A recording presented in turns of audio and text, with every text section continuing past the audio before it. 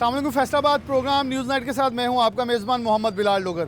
सियासत जैसे जैसे दिन गुजर रहे हैं मरकज़ी मौजू बनता चला जा रहा है। पाकिस्तान में मरकज़ी मौजू मैं हमेशा कहता हूं, प्रोग्राम के आगाज़ में कहता हूं, होता है और सियासत पाकिस्तान के अंदर डिस्कस हो रही। लेकिन हमारे प्रोग्राम का हर हफ्ते में एक सियासत पर प्रोग्राम करने का मकसद है चीज़ों को वाज़िया किया जाए। वाज़िया करने के साथ साथ जो शख्सियात मैं अपने प्रोग्राम में लेता हूँ उनका कैलिपर भी आवाम के सामने रखा जाए कि जो अवामी नुमाइंदे आवाम के दरमियान वोट लेने जा रहे हैं, जमातों को रिप्रेजेंट कर रहे हैं, उनका मयार क्या है, उनके अंदर कितनी कैपेसिटी है कि वो उनकी नुमाइंदगी कर सकते हैं, वो किस हल्के से वाबस्ता हैं और किस जमात से वाबस्ता हैं। वो जमातों के लिए भी एक बहुत क्लियर मैसेज है, क्या उस जमात के पास इनको एक्सेप्ट करने की कैपेसिटी मौजूद है कि इतने इतने बड़े बड़े नाम हैं लेकिन मीडिया फेसिंग या अपनी पार्टी को डिफेंड, या फॉर एग्जांपल अगर ये भी कहें, क्योंकि मैं इस हवाले से बड़ा क्लियर हूँ कि फैसलाबाद में नून लीग के पास बेशतर चेहरे होंगे लेकिन पाकिस्तान तहरीक इंसाफ के कायद ये एतराज़ करते रहे मुझे फैसलाबाद से डिफेंस नहीं मिलता, मुझे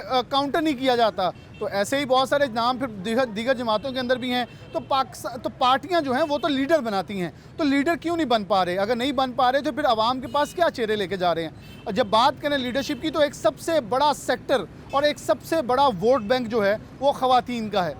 मैंने आज ख़ास प्रोग्राम ख़वातीन की मुनासबत से रखा है कि हमारे पास ख़वातीन के चेहरे कितने हैं फैसलाबाद में।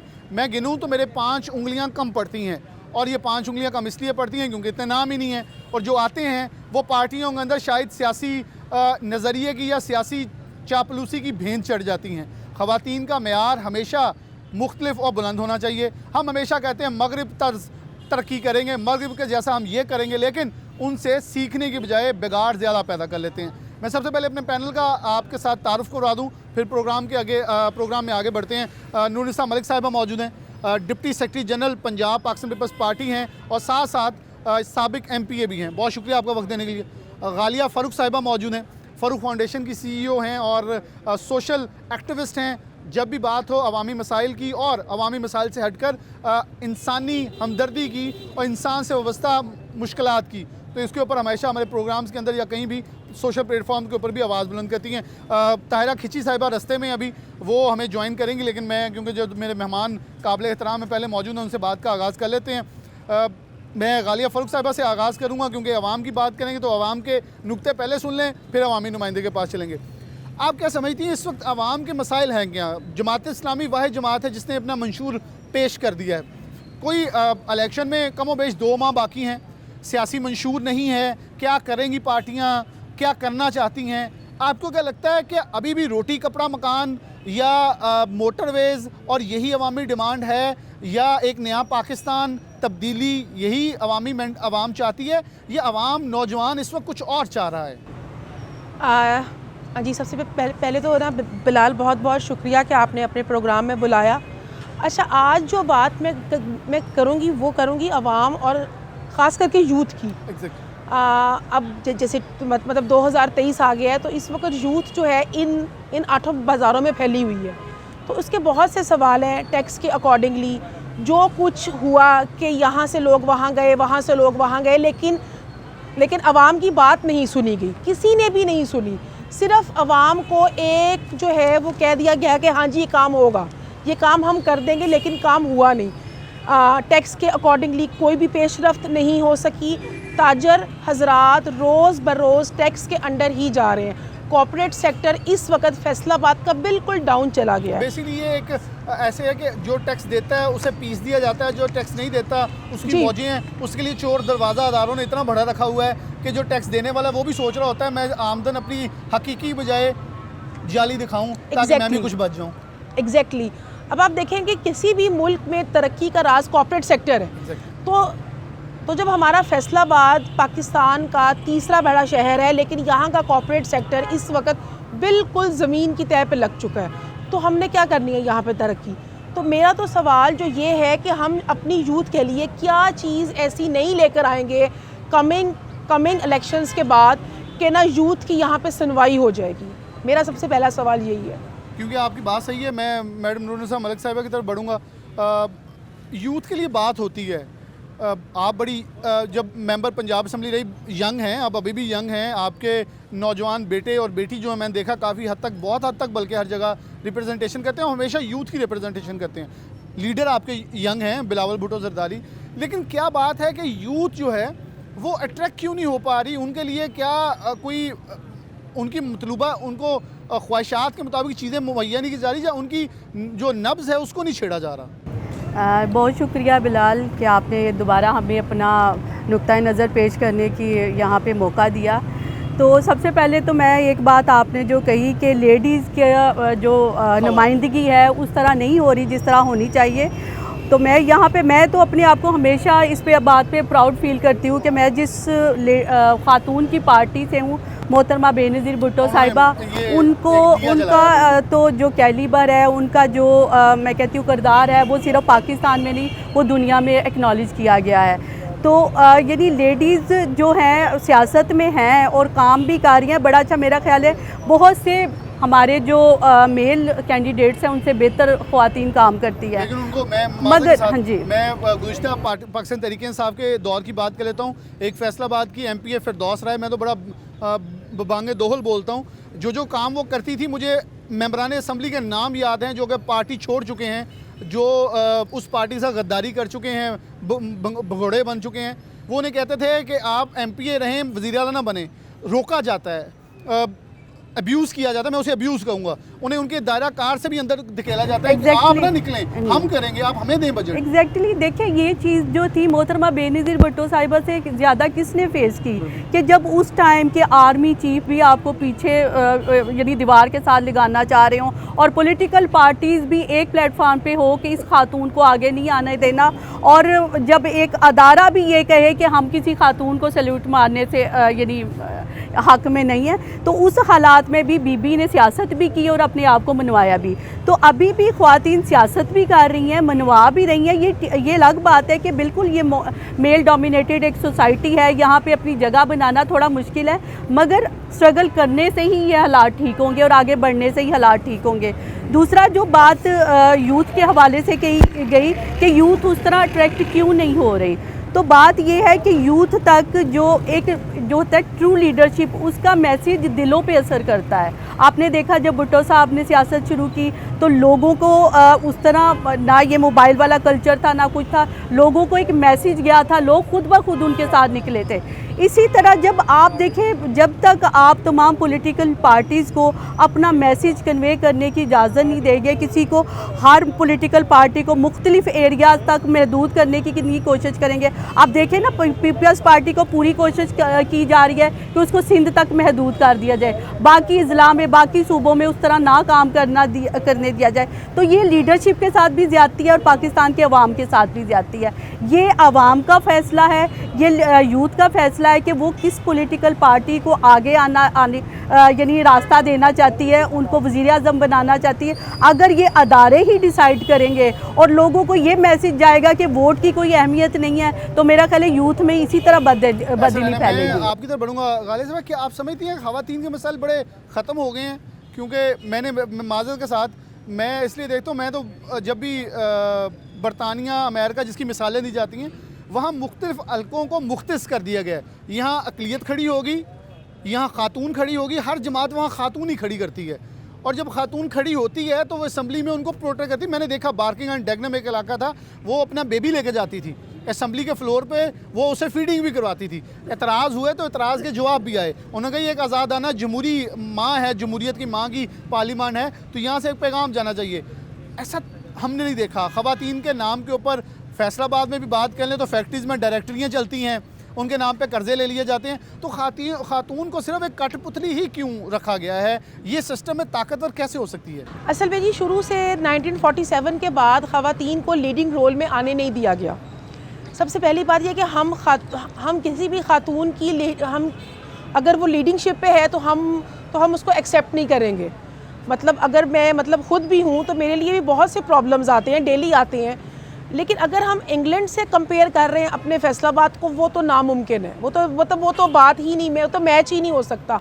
हाँ, हम पहनावे में आगे हो सकती हैं या हम लेकिन जो है ना बराबरी वाली बात वो नहीं हो सकती, कभी भी नहीं हो सकती।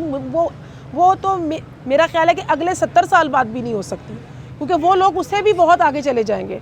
तो जहाँ वो आज है हम वहाँ भी उनका मुकाबला नहीं कर सकते। लेकिन मेरा एक सवाल है वो ना वो ना पीपल्स पार्टी से अभी इन्होंने बात की कि ऐसा कौन सा रोड मैप है पीपल्स पार्टी के पास कि ये बेहतर है नून लीग से और पीटीआई से इन फैसलाबाद।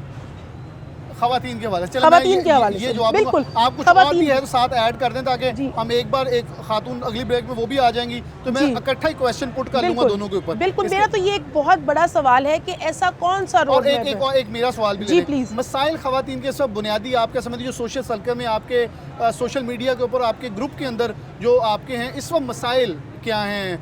मुझे याद पड़ा अभी कुछ दिन पहले खवातीन पुलिस ने पंजाब कुछ कॉलेज जो खवातीन के हैं उसके बाहर जो छापे मारे और उठा लिए वो जो क्या उन्हें मखसूस लफ्ज़ अब इस्तेमाल किया जाए वो जो लौंडे लपाड़े फेड़े होते हैं उन्हें जी, उठा लिए ताकि वो जो लड़कियों को तंग ना करे। क्या यही उनका सिर्फ राइट है या कुछ और राइट है? देखिए राइट तो इस वक्त मतलब अगर हम ह्यूमन राइट्स की भी बात करें तो मतलब ख़वातीन के बहुत से राइट्स हैं, इस्लाम ने बहुत सारे राइट्स दिए, लेकिन अनफॉर्चुनेटली अभी तक हमें 2023 तक वो सारे राइट्स नहीं मिल सके। हमारे लिए बाहर निकल के आज भी काम करना, बात समझाना बहुत मुश्किल है लोगों को, ठीक है।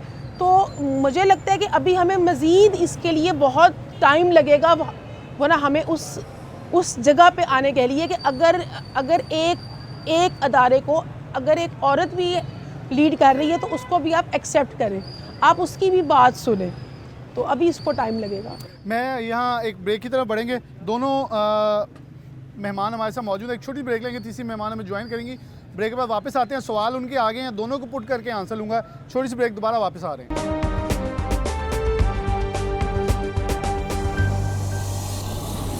वेलकम बैक नाज़रीन, दोबारा से प्रोग्राम के अंदर खुशामदीद कहते हैं। मेहमान मौजूद हैं, एक और मेहमान जिनका मैंने जिक्र अपने तारुफ में करवाया था वो हमारे साथ इस वक्त ज्वाइन कर चुकी हैं। तारा खिची साहिबा हैं, पंजाब असम्बली PP 98 से उम्मीदवार हैं और बहुत शुक्रिया आपको ज्वाइन करने के लिए। एक क्वेश्चन, क्योंकि एक ब्रेक हमारी हो चुकी है, मैं क्वेश्चन पुट कर दूं। इन्होंने एक क्वेश्चन, क्योंकि ये हमारी सोशल एक्टिविस्ट हैं, इन्होंने एक क्वेश्चन पुट किया है। मैं पहले मैडम मोहतरमा नूर मलिक साहिबा की तरफ बढ़ूँगा। पाकिस्तान पीपल्स पार्टी से उन्होंने एक क्वेश्चन किया खालिस्तान कि आप मुख्तलिफ क्या लेके आ रही हैं, आपके पास फैसलाबाद की जो लड़कियां हैं, नौजवान यूथ है, वो क्यों अट्रैक्ट हो पाकिस्तान पीपल्स पार्टी की तरफ? इसका जवाब दे दें, फिर मैं अगले सवाल की तरफ बढ़ूँगा। जी बड़ा अच्छा सवाल है और इसका जवाब तो मेरा ख्याल है पाकिस्तान पीपल्स पार्टी, अगर हम यानी बिल्कुल न्यूट्रल होकर सोचे तो पाकिस्तान पीपल्स पार्टी ही वाहिद जमात है। बाकी सारी इस्टेब्लिशमेंट की पैदावारें और या एंटी पीपल्स पार्टी हैं, उनको वक्तन फ़वक्तन बनाया ही पीपल्स पार्टी को लेट डाउन कहते करने थे के एक लिए। वक्त था इस्टेब्लिशमेंट की मुखालफत थी, लेकिन आजकल कहते हैं सबसे अच्छे दोस्त आप लोग बन जाते हैं औरों की बजाय। मुझे वो जवाब देने थे पहले इसका। तो इन्होंने पूछा कि रोड मैप क्या है आपके पास, तो मैं ये कहूँगी और इसमें कोई यानी शक व शुबा नहीं है कि पाकिस्तान पीपल्स पार्टी ही वाहिद ऐसी जमात है कि जो तमाम मसाइल हल करती आई है और कर भी सकती है। क्योंकि एक पॉलिटिकल पार्टी जो नज़रिए की बेस पे कायम हो, यानी वो जिसको कहते हैं ना, कोई लाडला ना हो, कोई नज़रिए की बेस पे जो बनी हो, वही पार्टी डिलीवर कर सकती है। और इसमें आप देख सकते हैं कि भुट्टो साहब का दौर देख लें, बीबी का दौर देख लें, जरदारी साहब का दौर देख लें, इवन कि ये जो पिछला 13-14 माह का अरसा रहा है, उसमें बिलावल साहब जो वज़ीर ख़ारजा रहे हैं, उन्होंने जिस खूबसूरती से पाकिस्तान का मैसेज पूरी दुनिया में पहुंचाया और सारी दुनिया को डाइवर्ट किया अटेंशन इधर कि यहाँ पे पाकिस्तान के क्या मसाइल है। हालांकि उस टाइम आपको भी पता है 70% जो था फ्लड इफेक्टेड था पाकिस्तान, और इतनी बड़ी तादाद में लोग उस टाइम अमदाद के मुंतज़िर थे। अगर उस टाइम बिलावल साहब इतनी कामयाब सफारतकारी ना करते तो शायद हमारे लोग अब भी बाहर खुले मैदानों में बैठे रहते। तो ये पाकिस्तान पीपल्स पार्टी ही है जो मसाइल का हल करना जानती है और इनमें ही कैपेबिलिटी है। और दूसरा इन्होंने कहा कि यूथ यंग लड़कियां किस तरह डाइवर्ट हो सकती हैं, तो मेरा ख्याल में पाकिस्तान पीपल्स पार्टी को अगर आप न्यूट्रल हो के यानी बगैर किसी शेल्टर के काम करने दें, अगर ये कह लें बाजी की ऐनक उतार के देख जी जी बिल्कुल, मैं कहूँगी अगर पीपल्स पार्टी ने हमेशा कहा है कि उनको न्यूट्रल हो के सियासत करने दें, और हर प्रोविंस में जैसे बीबी के दौर में हम एक नारा लगाते थे कि चारों सूबों की जंजीर, क्योंकि उस टाइम हम चारों सूबों में एग्जिस्ट करते थे, मगर अब कोशिश की जा रही है और हो भी रहा है। ऐसे ये मैं कोई बात नहीं कर रही कि पीपल्स पार्टी को सिंध तक महदूद करने की कोशिश। अगर आप सिंध में जाके देखें, सिंध के हालात देखें, वहाँ कॉलेजेस के स्टूडेंट्स देखें किस तरह बिलावल साहब के साथ खड़े हैं, अगर इस तरह हमें यहाँ पे काम करने दे तो आपको पता चलेगा कि यूथ किसके साथ खड़ी है। चले मैं तारा साहिबा की तरफ बढ़ूँगा। आप क्या समझती हैं कि ख़वातीन के लिए कितनी पोजीशन मुहैया की जाती है हमारी आम पॉलिटिक्स में, क्योंकि ये ख़ुद पंजाब असम्बली में रही हैं, मैं इनसे भी वो अगला क्वेश्चन करना है, लेकिन आपके पास आऊँगा, आपने भी कैंपेन शुरू की है, क्या रुझान है? क्योंकि हमारे तो यहाँ कहते हैं औरत खड़ी हो गई हैं, स्पोर्ट से कैसे करेंगे? और आपने इलाका भी एक ऐसा चुना है झुमरे का इलाका, जहाँ शायद लोग इस मामले में किस हद तक, क्योंकि मैं ये देखना चाह रहा हूँ आपसे, हमारे आज की जो लड़कियां हैं जो वोट डालने जाने चाहेंगी, जो कि सबसे कम वोट कास्टर हैं, उनको कैसे कन्विंस करेंगे कि ख़वातीन की जगह मौजूद है, उनकी राइट्स की बात होगी, असम्बली के फ्लोर के ऊपर उनकी बात होगी, कैपेसिटी और अवेलेबिलिटी या कुशन कितना मौजूद है? देखिए, बिस्मिल्लाहिर्रहमानिर्रहीम, अस्सलाम वालेकुम पहले तो एवरीवन। मैं देखिए जदीद दौर में भी एक चीज़ जो है ना वो बड़ी वाज़िया है कि ख़वातीन को एक्सेप्ट करना बड़ा मुश्किल है। ये चाहे जितना भी कहा जाए कि हम लोग जितने भी मॉडर्न हो जाएं, हमारे लिए ये एक्सेप्ट करना बड़ा मुश्किल होता है। और सियासत में बहुत मुश्किलें खड़ी की जाती हैं, ख़ास तौर पे मैं ये नहीं कहूँगी कि सिर्फ मर्दों की तरफ से ही, इवन कि ख़वातीन भी एक्सेप्ट नहीं करती कि हाँ भाई चलो ये सियासत में आगे खुद होती है ना, बेशक। तो ये चीज़ें बड़ी मुश्किल होती है स्टैंड लेना, लेकिन मेरे हलके में अल्हम्दुलिल्लाह अवाम जिस तरह मेरी जटकी बरादरी थी, मैं खुद वहाँ का लोकल पर्सन हूँ, तो उनके लिए ये चेंज इसलिए एक्सेप्टेबल था कि क्योंकि वो चाहते थे कि एक रिवायती सियासत से हटके कोई ऐसा इंसान आए जो वाकई में लारों से हटके, जो उनको पता है कि मेरे मेन इश्यूज़ अगर मुझे नहीं पता तो मेरे ख्याल में बाहर की आवाम को तो पता नहीं होंगे। कोई बाहर का बंदा आकर इलेक्शन वहाँ से लड़ रहा है और वो बाहर का बाहर ही रह जाता है, तो मेरे ख्याल में एक लोकल पर्सन मेरे जो है वो एक अगर खातून होगी, मुझे बहुत ज़्यादा अप्रिशिएट किया गया ख़वातीन को लेके। आपने बल्कि मेरे मीडिया में देखा भी होगा, सोशल मीडिया पे, कि ख़वातीन बहुत ज़्यादा अप्रिशिएट करेंगे। तो ये चीज़ होती है कि चाहे वो मर्द हों चाहे वो ख़वातीन हो, मुश्किल होती है। एक आप स्टैंड ले रहे हो कि हल्के के लंबरदारी पर आ रहे हो, तो सियासी मुश्किलात थोड़ी बहुत होती हैं, लेकिन जिसने स्टैंड लेना हो वो लेता है। अच्छा, आप अभी यंग हैं, अभी एंट्री मार रही हैं इस पूरे प्रोसेस के अंदर, आप होमवर्क तो करके आई होंगी ना कि एक औरत की, एक आम लड़की की जो नौजवान यूनिवर्सिटी कॉलेज से निकल के आ रही है, उसने आगे आगे प्रोफेशनल लाइफ में आना है, या एक घरेलू खातून बन के उसने एक पूरे ख़ानदान को परवान चढ़ाना है, एक पूरी नस्ल हमें परवरिश करके देनी है, उसके मसाइल हैं क्या? असल में मेरे तो घर में डे वन से बचपन में मैंने, क्योंकि सियासी बैकग्राउंड था तो सारा दिन ही डेरादारी चलती थी, तो वो मेरे लिए कोई नई चीज़ नहीं थी कि मैं कोई एक वो क्या कहते हैं मुंह उठा के कोई आ गया और वो सियासत का उसे अलिफ बे पता नहीं और वो आ गया। सॉरी, अपना सवाल रिपीट। मैंने ये कहा था कि अगर आप होमवर्क करके आई हुए हैं तो आपके होमवर्क में पॉइंट्स क्या हैं, एक आम लड़की के, औरत के, जो इस वक्त हमारी नई नस्ल तैयार करने जा रही है, इसके मसले क्या हैं? जब आप किसी भी इस तरह की जगह पर आ जाए तो जेंडर जो है ना वो मैटर नहीं कर रहा होता मेरे ख्याल में। अगर मैं कहूँ कि यहाँ पे ख़वातीन, मैं ये कह रहा था नौजवान के मसले इस वक्त क्या हैं, मेन मसाइल हाँ, आपको? मेरे लिए जो मसला था तो मेरे लिए ये था कि मुझे काफ़ी दफ़ा जब मैंने स्टैंड लिया, मैंने ऐलान किया था, पब्लिक की अपनी अनाउंसमेंट दी, तो मुझे लोग कहते थे कि ये बस 4 दिनों की मेहमान है और आई है और फिर ये सीरियस नहीं है सियासत में और ये कुछ दिनों बाद चली जाएगी। और काफ़ी ज़्यादा मेरे हलके में ये लोग भी कहा जाता है कि कुछ पैसे शैसों का मामला होगा, और फिर ये बड़ी गलत चीज़ है, चाहे वो कोई मेल खड़ा हो या कोई फ़ीमेल हो, उसके लिए ये इस तरह की बात करना कि जी लेन देन हो जाएगा और बैठ जाएंगे। जी मैं बैठने के लिए तो बिल्कुल भी नहीं आई, और कभी भी ये लेन देन अगर इतना होता तो मैं एक अच्छी खासी अपनी फैमिली के साथ ज़िंदगी गुजार रही थी। मैंने बल्कि यूके जाने का फ़ैसला कर लिया था, मैंने कहा था कि चलो ब्रिस्ट्री में वहीं से करूं, लेकिन मेरे लिए ये था कि अगर ब्लेम कर सकती हूँ तो मैं खुद क्यों नहीं लड़ सकती। तो मैंने वो रिवायती चीज़ों से हट के मैंने कहा कि चले सारी ज़िंदगी हर कोई कहता है कि जी फ़लाना ये कर गया, फ़लाना ये कर रहा है, तो भाई ये ताहिरा अहमद नहीं, मेरे ख्याल में मेरे हलके से हर कोई जो बंदा जो कहता है कि हम लोग सियासत बुरी है या सियासत को अच्छा होना चाहिए या सियासत में चेंज आना चाहिए, तो वो खुद क्यों नहीं लड़ा। अच्छा गालिब साहब, ये पॉइंट मुझे बड़ा अट्रैक्ट किया, ये मेरा अपना पॉइंट है। बेसिकली हम इतराज़ बहुत करते हैं, हम गिले शिकवे अपनी औकात से ज़्यादा कर देते हैं, अपने चादर से बाहर निकल के ठुडे मार देते हैं लोगों को, लेकिन जब ज़ात अपनी पे नफ्स के जहाद भी तो पहले नफ्स से शुरू होती है। मुझे याद पड़ता जनावाला के एक इलाका जो कि आजकल PP 100 है, वहाँ से खातून MP रही हैं, वो भी जब उनके शौहर डिस्क्वालीफाई हो जाते हैं ना, मतलब डिग्री के ऊपर, तो फिर वो बन जाती हैं। वरना कोई पूरे फैसलाबाद में ऐसी खातून नहीं जिनको इलेक्शन के अंदर पुट किया जाए या जमातें उन्हें कन्विंस करें कि आप इलेक्शन लड़ें और आपके अंदर कैपेसिटी है। ये पॉइंट बड़ा सही था कि हमारी लड़की और हमारी जो बेटी है इस वक्त जो कॉलेज यूनिवर्सिटी से आ रही है, जिसके पास आज मुख्तलिफ़ जमातों के लीडर बड़े उन्हें खूबसूरत लगते होंगे, अच्छे लगते होंगे, पर्सनैलिटी अच्छी लगती होगी, वो उनको वोट देना चाहते हैं। बहुत सारे इतराज़ मियाँ नवाज शरीफ पे हुए हैं, इमरान खान पे होंगे, जरदारी साहब पे होंगे, लेकिन अपना हिस्सा क्या है ये आज सोचना बहुत ज़रूरी है। आपको नहीं लगता कि इस पॉइंट पर कन्विंसिंग पावर बहुत ज़्यादा हमारी हो जानी चाहिए?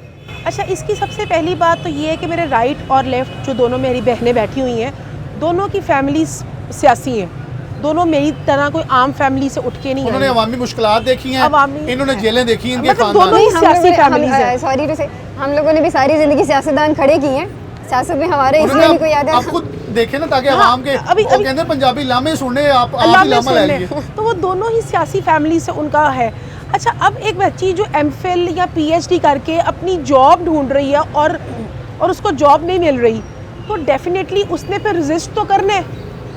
अभी मेरे पास मेरा ख्याल है कि मेरे ऑफिस में डेली जो है वो 25 से 30 सीवीज आती हैं एमफिल पीएचडी मास्टर्स कि मैम जॉब दे दें। तो अब मेरे पास तो जो जॉब्स हैं वही हैं, अब मैं तो वही, तो फिर जब उनको अगर हम कोई कंपेन के लिए कोई बात करते हैं तो वो बिल्कुल एग्री नहीं होती कि जी नहीं, क्योंकि हमने तो अपने घर को संभालना है। हमारे माँ बाप ने पैसा लगा के हमें पढ़ाया है और अब हमारे पास जॉब्स नहीं है, तो इसीलिए ही सियासतदान बातें सुन रहे हैं। जो 2 सफ़े जो मैं लिख के लेकर आई हूँ, ये बेसिकली वॉलंटियर्स के सवाल हैं। मुझे आपने बिल्कुल शेयर किए, मैंने आपसे आते साथ ही शेयर किए कि मैंने ग्रुप में ये कहा कि मैं कल वो ना बिलाल साहब के प्रोग्राम में जा रही हूँ। तो बिलाल, आप यकीन करें कि इतने सवाल हैं कि मैं अभी सिर्फ ये लिख के लेकर आई हूँ। मतलब हम उनकी रेजिस्टेंस सह ही नहीं सकते, ठीक है ना। तो मैं तो बिल्कुल भी सियासतदान या सियासत को तो मैं करती नहीं, मेरे तो अपने सवाल है। मैंने आपसे कल भी बात की थी कि मैंने सियासत के अकॉर्डिंगली बात कर वो करनी है या मैंने अपनी आवाम की। लेकिन मैं कह रहा हूँ इन दोनों के लिए बहुत ज़रूरी है, जब ये अपनी जमात में या कहीं भी प्लेटफॉर्म पर जाएंगे तो इन नुक्तों को बोल सकेंगे कि ये फैसलाबाद की प्रॉब्लम्स हैं यूथ के। देखिए जी, ये इस वक्त 2023 है, हर औरत मर्द के हाथ में मोबाइल है, उसके हाथ में पूरी दुनिया है। वो 1 सेकंड में सोशल मीडिया पे स्क्रॉल करके बंदे को बाहर निकाल लेता है। लेकिन जब तक कॉम्पिटेंट नहीं होंगे ये सब लोग, तब तक हमारे मसाइल हल नहीं हो सकते, हमारी आवाज़ ऊपर नहीं जा सकती। फैसलाबाद की ख़वातीन की आवाज़ आज भी फैसलाबाद तक ही महदूद है, ऊपर जा ही नहीं सकी। मैंने तो आज तक मैं ब्रेक की तरफ बढ़ने से पहले यहाँ एक पॉइंट रखना चाहूँगा। मेरे ख्याल में ब्रेक के बाद आपकी तरफ आऊँगा तो इस नुक्ते के ऊपर बात करेंगे। हम बजाते खुद एक वोटर होने के नाते भी हमारा एहतसाब बनता है कि हम कहते हैं मेरे ख़ानदान का, मेरी बरादरी का या मेरी जमात का बंदा खड़ा है। हम क्यों नहीं देखते कि इसने डिग्री क्या ली है, क्या ये कैपेबल है। हम भी तो अनपढ़ जाहिल गवारों के ऊपर इन्वेस्ट करने के लिए तैयार होते हैं कि इनको वोट डालें क्योंकि ये हमारे कबीले का है या हमारी पार्टी से मेरे दादा परदादा ने इसे सपोर्ट किया है। हम भी उन नौजवानों, क्योंकि मैं अपने प्रोग्राम में कैटेगोरिकली बता दूं, मेरी कोशिश ये होती है उन फेस को बैठाए, जैसे प्रोग्राम के आगाज़ में बिल्कुल बताया इब्तदाइये में, कि मैं मकसद होता है कि लोग खुद मुआयना कर लें कि जो लोग आपके वो वोट मांगने आ रहे हैं उनके पास मेरे जैसे नलायक के सवालों का जवाब ये है, तो फिर आपके पास वो आपकी कैपेसिटी क्या रखेंगे खिदमत करने की। तो मैं इसलिए सवाल कोशिश करता हूँ कि जान की अमान चाहते हो कुछ ऐसे करूँ कि वो आपको जवाब इतने दे सकें ताकि आप एटलीस्ट एनालिसिस कर सकें कि आया ये हमारे वोट के हकदार हैं या नहीं। तो मैं भी कसूरवार हूँ कि मैं पार्टी जमात पाकिस्तान को देखता हूँ, मैं अपनी कॉन्स्टिट्यूंसी को नहीं देखता कि शख्सियत अच्छी थी मैंने उसको रिजेक्ट कर दिया, उसको इलेक्ट कर देते तो ये हालात बदलते शुरू होते हैं। जमहूरियत का परवान चढ़ना ही ये है कि बार बार इलेक्शन का होना ही आखिरकार साफ़ सुथरी जमहूरियत का एक हमें नतीजा जो वो मिल सकेगा। एक ब्रेक लेते हैं, दोबारा हाजिर होते हैं।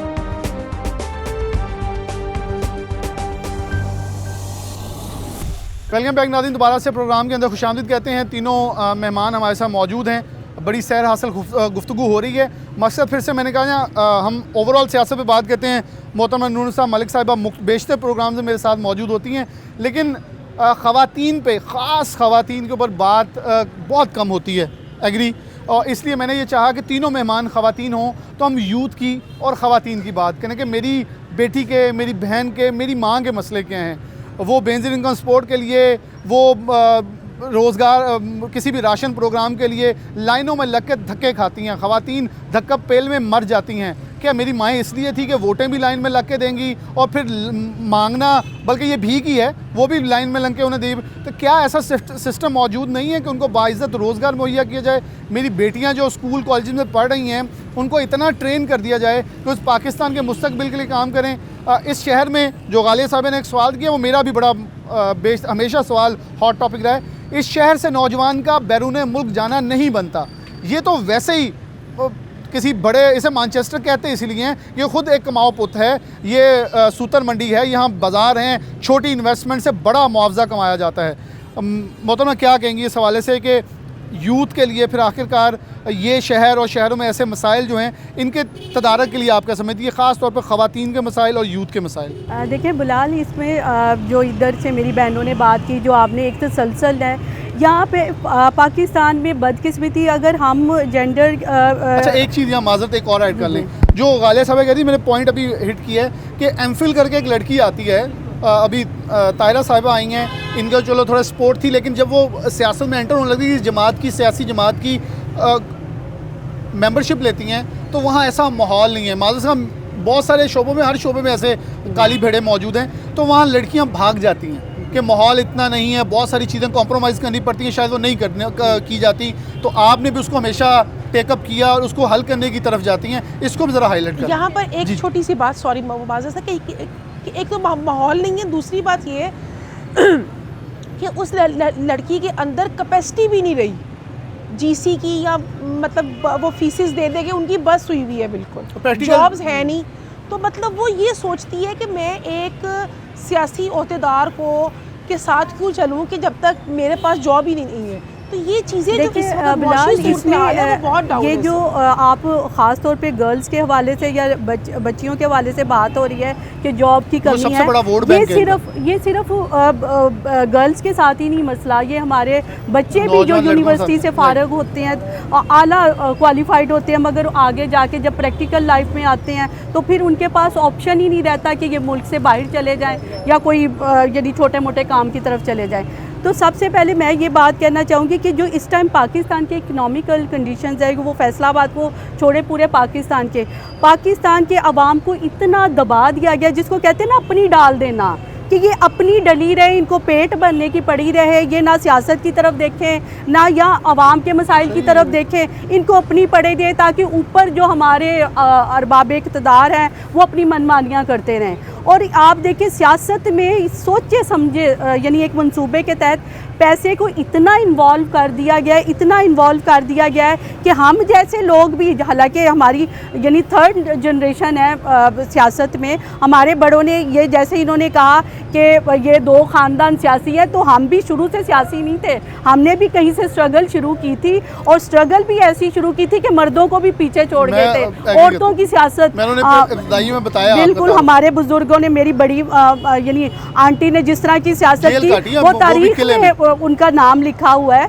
तो हमने भी कहीं से शुरू की थी। मगर बात यह है कि ये सब मसाइल, ये जैसे पैसा इन्वॉल्व कर दिया गया है, इसका सिर्फ हल यही है कि जमहूरियत का तसलसल रहे, जमहूरियत चलती रहेगी, मसाइल हल होते रहेंगे। ये मसाइल जमहूरियत के ना होने की वजह से पैदा हुए हैं। आपको पता है कितने साल तो यहाँ डिक्टेटरशिप रही है, और ये मसाइल उन्हीं अदवार में पैदा हुए, और ये मसाइल इस तरह नहीं हल होंगे कि हम कहें कि रातों रात ये मसला हल हो जाए। सियासत रहेगी, लोग अपने कैंडिडेट्स चुनेंगे, अपने नुमाइंदों को चुनेंगे, अपने हलकों के नुमाइंदों अपने मसाइल के हिसाब से जब चुनेंगे, वही मसाइल को हल करेंगे। इसलिए यहाँ पर एक छोटी सी बात, मसले जो है वो रातों रात की जो बात हम सुन के थक चुके हैं।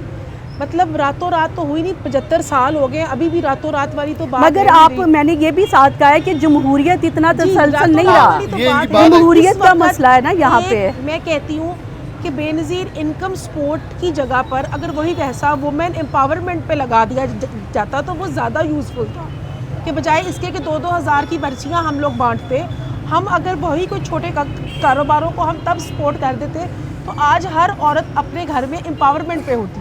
तो चीज़ें जो है ना वो बेहतर हो सकती अच्छा, हैं आज इसमें भी। इनको बेनज़ीर इनकम सपोर्ट प्रोग्राम की मेरा ख्याल है ओवरऑल जो उसमें बेशक चीज़ें हैं, 2008 में शुरू जब किया गया था, उसमें वुमेन एम्पावरमेंट का सेक्टर भी था। रखा था। उसमें ख्वातीन को छोटे कर्जे दिए जाते सिलाई थे मशीनों ताकि सब वो कुछ। अपने घर में बैठ के चाहे पार्लर खोल लें, चाहे कुछ भी, मैं ऐसा किसी- छोटा मैं- छोटा, मैं- ये मैं साफ मानना इसका चाहता एक हूं, या सेगमेंट था। टाइम कम है। तारा साहब, एक सवाल कि अगर पाकिस्तान तरीके इंसाफ देखें तो आज खवातीन ज़्यादा जेलें भुगती नज़र आ रही हैं। मुझे तो ऐसे लग रहा है कि मर्दों से भी डबल मर्द खड़े नज़र आए हैं, जिन्होंने हर किस्म की सख्ती बर्दाश्त की है, ट्रोलिंग भी बर्दाश्त की है।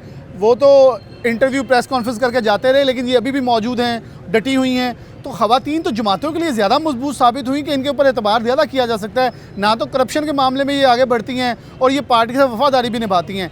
तो आप इसको ऐसे समझती हैं कि ये भी खवातीन को सियासत की तरफ लाने के लिए आप जैसी खवातीन किरदार अदा कर सकती हैं कि यूनिवर्सिटी कॉलेजेस के अंदर अक्रॉस दी बॉर्डर किसी सियासी, क्योंकि जो जमात इक़्तिदार में होती है दूसरे को तो यूनिवर्सिटी बुलाती नहीं है, उनको बुलाएं ताकि हमारी लड़कियां और यूथ जो है वो तैयार हो, वोट डालने जाए, ताकि फिर ही चेंज आएगी।